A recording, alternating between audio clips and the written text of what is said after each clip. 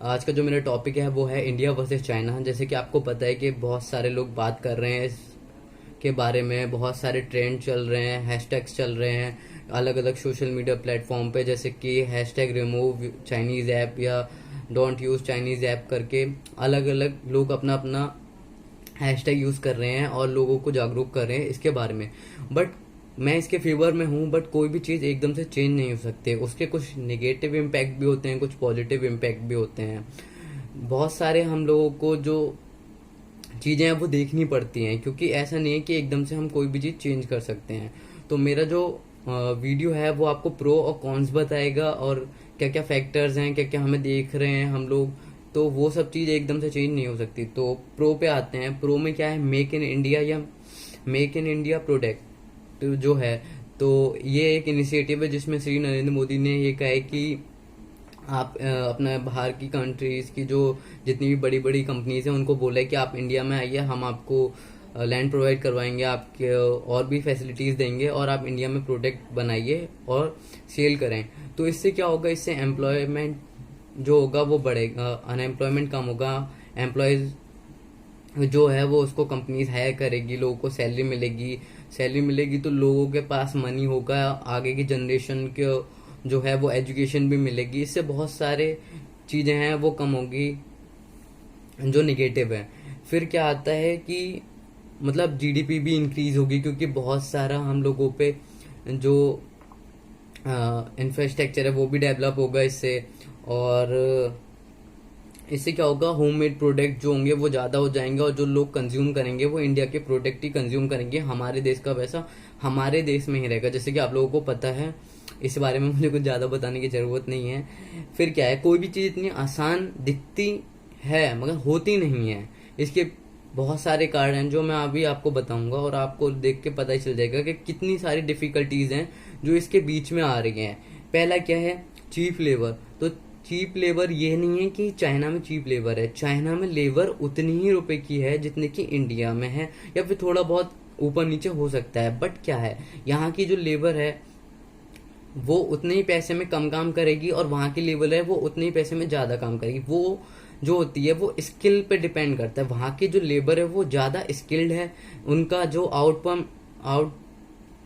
कम है वो ज्यादा होता है, या जो वो प्रोड्यूस करते हैं उतने ही देर में जितनी देर में इंडियंस लेबर प्रोड्यूस करती हैं कोई भी चीज या मैन्युफैक्चर करती है, तो जो वो हैं वो 50 यूनिट 1 आवर में कर रहे हैं, इंडियन लेबर 20 यूनिट कर रही है। तो जो कंपनीज होंगी जो प्रोडक्ट बनवाएंगी उनको फायदा होगा उनसे काम करवाने में जो 1 घंटे में ज्यादा काम कर रही है। सही है, तो पहली दिक्कत तो ये हो गई। फिर क्या होता है, गवर्नमेंट पॉलिसीज में अब नरेंद्र मोदी जी ने बहुत चेंजेस लाए हैं, सर नरेंद्र मोदी जी ने। मगर क्या होता है कि अगर कोई भी पार्टी जाती है और नई पार्टी आती है तो बहुत सारे कॉन्सिक्वेंसेज हो जाते हैं, और जो बाहर की कंपनीज हैं उन लोगों को फेस करने पड़ते हैं। तो ऐसी कंट्री में जहाँ पर पॉलिटिकल वजूद ज़्यादा होता है, जो बहुत सारी प्रॉब्लम क्रिएट करता है, उसके चक्कर में कंपनी सेटअप नहीं करना चाहती हैं कोई भी बिजनेस, क्योंकि उनको एक जगह से दूसरी जगह सेटअप करने में दिक्कत होती है, या फिर कोई भी चेंज करना पड़ता है तो बहुत बड़ी दिक्कत हो जाती है। तो अब मैं आपको कुछ फैक्ट्स बताना चाहूंगा जो कि आप सुन के चौंक जाएंगे। बहुत सारे फैक्ट्स हैं, जैसे कि वर्ल्ड के 80% जो एसीज बनते हैं वो चाइना में बनते हैं। 70% जो फोन मैन्युफैक्चर होते हैं वो भी चाइना में होते हैं। जो 60% शूज बनते हैं वो भी चाइना में बनते हैं। जो 70% सोलर पैनल होते हैं वो भी चाइना में बनते हैं। जो 60% सीमेंट आता है वो भी चाइना से ही आता है।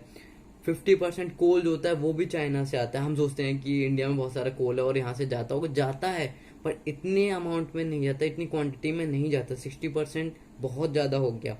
और 45% जो शिप्स होते हैं वो बनते हैं वो चाइना में बनते हैं। और जो 50% जो स्टील आता है वो भी चाइना से आता है। तो आप सोच सकते हैं कि मतलब चाइना जो इन सब चीज को सेल करके कितनी अर्निंग करता होगा, और इसीलिए वो वर्ल्ड की सेकंड इकोनॉमी में आता है जिसपे बहुत सारा पैसा है अमेरिका के बाद। तो अब ये सोचने के बाद आप ये सोच रहे हो कि चाइना सिर्फ सस्ते प्रोडक्ट बनाता है, ऐसा कुछ नहीं है। चाइना जो है वो लग्जरियस गुड्स भी बनाता है। जितने भी बाहर की कंपनी होती है वो चाइना से ही बनवाती है, चाइना में बनता है, उसके बाद क्वालिटी उनकी बहुत ज़्यादा अच्छी रखी जाती है, क्योंकि जितनी भी कंपनीज होती है वो पहले अच्छी क्वालिटी के ऑर्डर दे देती हैं और वो बनता है, और उन पे जो कंपनी होती है उनके लोगो लगते हैं, जो भी प्रोसेस होता है वो पूरा होता है। मैं वो बनते लग्जरी गुड्स चाइना में, क्योंकि वहाँ पर कॉस्ट सस्ती पड़ती है, रॉ मटेरियल इजीली अवेलेबल होता है, और बहुत सारे वेंडर्स होते हैं बनाने के लिए जो अलग अलग ऑप्शन में कम प्राइस में उन्हें बना के देते हैं। फॉर एग्जाम्पल जो आईफोन है वो भी चाइना में बनता है, एक प्रीमियम प्रोडक्ट है जो 1.5 लाख तक जाता है जिसका मैक्सिमम प्राइस, और वो फॉक्सकॉन कंपनी में बनता है, चाइना की एक बेहतरीन फ़ोन है वो वर्ल्ड में। तो आप सोच सकते हैं कि लग्जरी गुड्स भी बनते हैं चाइना में। चाइना का जो एक्सपोर्ट है वो बहुत ज़्यादा बढ़ चुका है। जब 90s के टाइम पे या फिर बहुत पहले उनका जो एक्सपोर्ट था वो 3% था, बट आज के टाइम में उनका जो एक्सपोर्ट परसेंटेज है वो 25 हो चुका है। बहुत ज़्यादा होता है, वो 25% कवर करते हैं, पूरे ग्लोब को एक्सपोर्ट करते हैं अपनी चीज़ें। Alibaba.com हो गया उनका बहुत ही सक्सेसफुल वेबसाइट है जो बहुत सारे प्रोडक्ट, मिलियंस ऑफ प्रोडक्ट जो है और प्रोवाइड करवाता है सारी कंट्रीज़ को जहाँ पर भी अवेलेबल होता है उनके ऑर्डर्स, और काफ़ी अच्छी अर्निंग करते हैं। तो ये भी एक बहुत पॉजिटिव है उनके साथ कि वो लोग जानते हैं कि अपने बिजनेस को कैसे एक्सपेंड करना है। वहाँ के जो प्रेसिडेंट हो गए या वहाँ के जो प्राइम मिनिस्टर हो गए उनको भी पता है कि अपने जो कंट्रीज के बिजनेस को है वो कैसे और ज़्यादा ग्रो करना है। वो बहुत सारे कंट्रीज में खुद जाते हैं और वहाँ पर जाके वो अपने प्रोडक्ट के बारे में बताते हैं कि सर आप जो ऑर्डर करना चाहते हैं वो हम बना के देंगे आपको कम से कम प्राइस में, और आप हमारी कंट्री के वेंडर से बनवाइए, हमारी कंट्रीज की कंपनियां आपका सपोर्ट करेंगी। फॉर एग्जांपल देखा जाए तो श्रीलंका जो है वहाँ का जो इंफ्रास्ट्रक्चर है या जो भी है वो सब चाइना देख रहा है, वहाँ पर सारी चीज़ चाइना प्रोवाइड करवा रहा है उसको। पाकिस्तान में भी यही हो रहा है धीरे धीरे। तो जितने भी और कंट्रीज है, अफ्रीका हो गया, अफ्रीका में भी यही कर रहा है। तो चाइना जो है वो अच्छी तरीके से जानता है कि हमें अपना बिजनेस कहाँ पर एक्सपेंड करना है और कैसे एक्सपेंड करना है। वहाँ की गवर्नमेंट जो है वो भी उसमें बहुत बड़ा रोल प्ले करती है। और एक चीज और है कि वहां पर क्या होता है, जो कॉस्ट होती है उसको कम करने के लिए वो क्या करते हैं कि कोई चीज अगर 25 रुपीज में बन रही है वो बहुत ही ज्यादा अमाउंट में बनाते हैं उस चीज को। तो अगर कोई भी इलेक्ट्रॉनिक पार्ट बना रहे हैं तो वो इतने ज्यादा उनके पास अवेलेबल होगा कि वो सबको सेल कर सकते हैं और कम प्राइस में कर सकते हैं। तो बेसिकली सब लोग उन पे ही आएंगे, चाहे कोई भी यूएसए हो या फिर कहते हैं यूएसए हो या फिर और भी कोई कंट्री हो, रशिया हो मोस्टली, या फिर जितनी भी अच्छी कंपनीज हैं वो यही चाहते हैं कि भाई चाइना से मिल रहा है हम क्यों बनाएं, हम क्यों अपना R&D में पैसा खर्च करें। तो वो सीधे जाते हैं और चाइना से वो प्रोडक्ट ले लेते हैं जो भी उनको चाहिए होता है, वहां पर ही असेंबल कर लेते हैं और फिर वो अपने नाम पे वो चीज़ें बेचते हैं। तो ये भी एक चाइना के पास बहुत बड़ा पॉजिटिव पॉइंट है। एक एजुकेशन वो भी बहुत रोल प्ले करती है इसमें। हमें पता है कि बहुत सारे स्टूडेंट्स MBA पास आउट होते हैं हर ईयर, बहुत सारे इंजीनियर्स और अलग अलग डिपार्टमेंट में अलग अलग कोर्सेज में बहुत लाखों में स्टूडेंट्स जो होते हैं वो पास आउट होते हैं हर ईयर, मगर वो उनमें से जो यूजफुल होते हैं कंपनीज के लिए वो बहुत कम होते हैं। क्योंकि जो अगर देखा जाए चाइना में, तो चाइना में एजुकेशन के साथ साथ उन पे स्किल्स होती है, उनको पहले से सिखाया जाता है। उनकी जो पॉलिसीज होती हैं, उनके जो स्कूल्स होते हैं या फिर उनकी जो ऐसी इन्वायरमेंट होता है उसमें ना उनको लर्निंग सिखाई जाती है। और हमारे यहाँ क्या होता है ये है कि हम लोग एजुकेटेड तो होते हैं, हम लोग सीखते हैं, मगर हमें प्रैक्टिकल नॉलेज कम होती है। तो वो बहुत ही ज़्यादा प्रॉब्लम क्रिएट करती है। हमें हमें टाइम लगता है चीज़ों को सीखने में, कंपनीज को ज़्यादा हम लोगों को सिखाना पड़ता है और हम लोग का जो आउटपुट होता है वो कम रहता है। चाइनीज़ वहाँ पर बहुत ज़्यादा हमसे सुपीरियर है इस मामले में। वो लोग पढ़ते भी हैं और उनकी जो स्किल्स होती हैं वो बहुत ही ज़्यादा बढ़िया होती हैं। इफेक्टिव और इफ़िशिएंट तरीके से वो लोग वर्क करना जानते हैं। उनके DNA में ये सब बस गया है एक तरीके से कि उनको कैसे करना है और कैसे नहीं करना कोई भी काम। इंडिया में बहुत सारी कंपनीज आती हैं मगर उनको बहुत सारी प्रॉब्लम फेस करनी पड़ती हैं, जिसके कारण जो है उनका जो प्रोडक्ट की जो कॉस्ट है वो इंक्रीज हो जाती है। फॉर एग्जांपल इंफ्रास्ट्रक्चर बहुत अच्छा रोल प्ले करता है अगर आपकी कॉस्ट कटिंग करनी हो, क्योंकि आपको एक जगह से दूसरी जगह प्रोडक्ट पहुंचाने में कम टाइम लगेगा और क्या कहते हैं जो कॉस्ट होगी वो भी डिक्रीज हो जाएगी। बट अगर आपका इंफ्रास्ट्रक्चर अच्छा नहीं होगा, रोड्स अच्छी नहीं होंगी, ये तो उन लोगों को प्रॉब्लम होगी, उनका टाइम बढ़ जाएगा, उनका कॉस्ट बढ़ जाएगा ट्रांसपोर्टेशन का।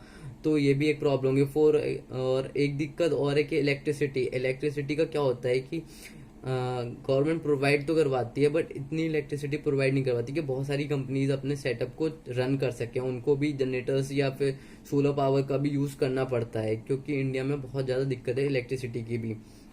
ये भी एक दिक्कत है। मगर अदर हैंड चाइना में जो है वो इलेक्ट्रिसिटी भी बहुत अच्छी है, इंफ्रास्ट्रक्चर भी बहुत अच्छा है। तो एक जगह से दूसरी जगह कोई भी अगर सामान लेके जाना है और असेंबल करना है तो उसमें डिस्ट्रीब्यूट करना है तो उसमें बहुत कम टाइम लगेगा, बहुत कम कॉस्ट लगेगी। मगर आपका इंडिया का तो मैंने आपको बता दिया कि बहुत सारी प्रॉब्लम आती हैं। ऐसे इलेक्ट्रिसिटी, तो इलेक्ट्रिसिटी भी किसी चीज़ को मैन्युफैक्चरिंग करने में बहुत ज़्यादा रोल प्ले करती है। और क्या है, जो चाइना है वहाँ पर इलेक्ट्रिसिटी बहुत है, बहुत सस्ती इलेक्ट्रिसिटी प्रोवाइड करवाते हैं वो। तो जो उनके यहाँ के वेंडर्स हैं, जो फैक्ट्रीज हैं, उनके यहाँ की जो मशीन्स हैं वो अच्छी तरीके से रन कर पाती हैं और अच्छे तरीके से सामान बना पाती है वहाँ पर बहुत ही बढ़िया और कम टाइम में, क्योंकि उनकी मशीन हर टाइम रन करती रहती हैं, ना कि आइडल पड़ी हैं और वर्क नहीं हो रहा है उन पे। तो ये भी एक पॉजिटिव पॉइंट है चाइना के साथ। इंडिया में एक और बहुत बड़ी प्रॉब्लम है कि जो लोग पैसा कमाते हैं, जिन लोगों का बिजनेस बहुत अच्छा चल रहा होता है, वो रिस्क लेना नहीं चाहते हैं। उनका क्या है कि बस यही हो गया, अपना सेट हो गया और अपने को क्या करना है, अब बहुत सारा पैसा आ रहा है, अपने को बैठ के खाना है, इसको एक्सटेंड नहीं करना। वहां पर जो रिस्क टेकिंग पावर होती है वो इंडिया के जितने भी बिजनेसमैन होते हैं या फिर जो ग्रो कर रहे होते हैं उनकी कम होती है। वो चाहते ही नहीं है कि अब सेट हो गया है उसके बाद हम कुछ करें। वो बहुत कम लोग होते हैं जो ऐसा करते हैं, जो रिस्क लेते हैं और अपने बिजनेस को एक्सपेंड करते हैं या फिर नई ब्रांचेस खोलते हैं या फिर नए सेटअप्स खोलते हैं। तो ये भी एक चीज होती है। मगर अदर हैंड कि चाइना में क्या होता है, रिस्क टेकिंग पावर ज्यादा है, वो लोग बहुत सारे रिस्क लेते हैं, जिसकी वजह से वो आज बहुत ज्यादा कामयाब हो चुके हैं। और रिस्क लेने के बाद सफलता तो मिलती है, सबको पता है। एक बार फेल होगा इंसान, 2 बार फेल होगा, मगर जब पास होगा, जब वो पास हो जाएगा तो प्रॉफिट तो आएगा ही, सीधी बात है। तो रिस्क लेने की क्षमता या रिस्क लेने का जो हुनर होना चाहिए वो होना चाहिए इंडियन बिजनेसमैन को भी। तो हम कंक्लूजन पे आते हैं। हमने बहुत सारे पॉइंट्स देखे, क्या नेगेटिव है, क्या पॉजिटिव है, क्या इंडिया के साथ पॉजिटिव हो सकता है, क्या चांसेस हैं। तो इसमें क्या है, हम लोगों को क्या करना है, हम लोगों का अगर कोई भी चाइनीज प्रोडक्ट यूज नहीं करना तो हम उसको छोड़ सकते हैं अगर उसका सब्स्टिट्यूट है। पहली बात तो ये, जितना भी हम चाइनीज प्रोडक्ट के सब्स्टिट्यूट यूज कर सकते हैं और वो सही मिल रहे हैं, हमको सही प्राइस पे मिल रहे हैं दूसरे कंपनीज के थ्रू, जो कि यूएसए की हैं या फिर अदर कंट्रीज को हैं चाइना से छोड़, तो हम वो यूज कर सकते हैं। और फिर एक बात यह है कि अगर आपको कोई चीज एक्सेस नहीं खरीदनी चाहिए चाइना प्रोडक्ट, अगर आप खरीद भी रहे हो तो फॉर एग्जांपल अगर ये कोई चाइना का एमआई का फोन है तो आप अगर इसको चला सकते हो ज़्यादातर मैक्सिमम टाइम, आपने खरीद लिया है, अगर आपने मैक्सिमम टाइम के लिए इसको चला सकते हो तो चलाओ। ये नहीं है कि ये खरीदने के बाद आप और नए फ़ोन खरीद रहे हो चाइना का। उससे क्या होगा, अगर एक फ़ोन खरीदा उसमें भी चाइना को प्रॉफिट होगा, 2 खरीदे, 3 खरीदे, तो जितने आप ज़्यादा अमाउंट में खरीद लोगे उतना ज़्यादा चाइना को प्रॉफिट होगा। दूसरी बात, अगर आपको चाइनीज ऐप हैं, चाइनीज ऐप अगर आप यूज़ नहीं करें तो बेटर है मेरी तरफ से, क्योंकि प्राइवेसी से रिलेटेड बहुत सारी प्रॉब्लम्स आती हैं। आप लोग देख रहे होगे बहुत सारे जो बड़े बड़े यूट्यूबर्स हैं वो भी आपको बता रहे हैं कि प्राइवेसी और बहुत सारे लीक्स हो रहे हैं प्राइवेसी को लेके। तो आप लोग जितना भी ज़्यादा सामान चाइना का यूज़ कर सकते हैं, अभी कर रहे हैं, वो आप करते रहें, मगर आगे चल के कोई भी चाइनीज प्रोडक्ट ना खरीदें जब तक ज़्यादा ज़रूरत ना हो। जितना आप कम खरीदोगे उतना ही ज़्यादा बेटर रहेगा। मेक इन इंडिया को आप बहुत ज़्यादा प्रमोट करें कंपनीज और सेटअप्स में, और अपने जिस कंपनी में आप काम कर रहे हैं जो इंडिया की है उसको ग्रो करने में हेल्प करें। अगर आपको किसी भी नेशन को ग्रो करना है तो वहाँ के लोगों को अच्छा होना पड़ेगा। ये नहीं है कि अच्छी अच्छी बातें करें, वो अच्छे अच्छे थॉट्स शेयर करें अपने पड़ोसियों से, अपने बच्चों से या फिर किसी से भी। उनको इनिशिएटिव लेना पड़ेगा, उनको खुद में जो वो चीज़ें बता रहे हैं वो उनको खुद फॉलो करने पड़ेंगी, तभी नेशन ग्रो होगा, तभी डेवलपिंग से डेवलप्ड होगा और तभी ये सब चीज़ें सही होंगी। ये नहीं कि आज बात करिए हम भूल गए, हैशटैग चला लिया हम लोगों ने, ये कर दिया वो कर दिया, भाई मैंने भी देखा तेरा पोस्ट और मैंने भी डाल दिया, उससे कुछ नहीं होगा। जब तक आप कोई इनिशिएटिव नहीं लोगे, जब तक आप कुछ अच्छा नहीं करोगे, तब तक कोई चीज़ चेंज होने वाली नहीं है। कोई भी चाइना का प्रोडक्ट जो है जब तक आप लोग इस्तेमाल करना बंद नहीं करोगे वो बिकना भी बंद नहीं होगा, और जो प्रॉफिट होगा वो चाइना को जाएगा अगर आप परचेज करोगे। तो आप लोगों के हाथ में है सब कुछ। जितने भी लोग हैं, जितने भी अडल्ट हो गए, जितने भी टीनेजर्स हो गए, जितने भी स्टूडेंट्स हो गए, मतलब जो भी है, जो भी इंडियन है, उनको खुद देखना पड़ेगा, उनको खुद ना कुछ आइडियाज निकालने पड़ेंगे, खुद ना कुछ सब्स्टिट्यूट देखने पड़ेंगे, और खुद ना खुद कुछ इन्वेंशंस करनी पड़ेगी, नई कंपनीज और सेटअप्स खोलने पड़ेंगे, तभी ये चीज सॉल्व होगी। वरना आप कितनी भी बातें कर लो, इससे कोई फायदा नहीं है। कितने भी हैशटैग्स चला दो, कोई फायदा नहीं है। थोड़े दिन में सब भूल जाते हैं और सब लोग अपनी वही जो सीखते आ रहे हैं ना पहले की चीजें, उनको ही फॉलो करने लगते हैं। तो आप लोगों को मेरी बात समझ आ गई होगी, डिफरेंस समझ आ गया होगा, वो लोग कहाँ पर जा चुके हैं और हम लोग कहाँ पर हैं। तो हम लोगों को वहां तक पहुंचना है, अपने कंट्री को पहुंचाना है, तो आप लोगों को सपोर्ट करना होगा। Thank you, stay safe.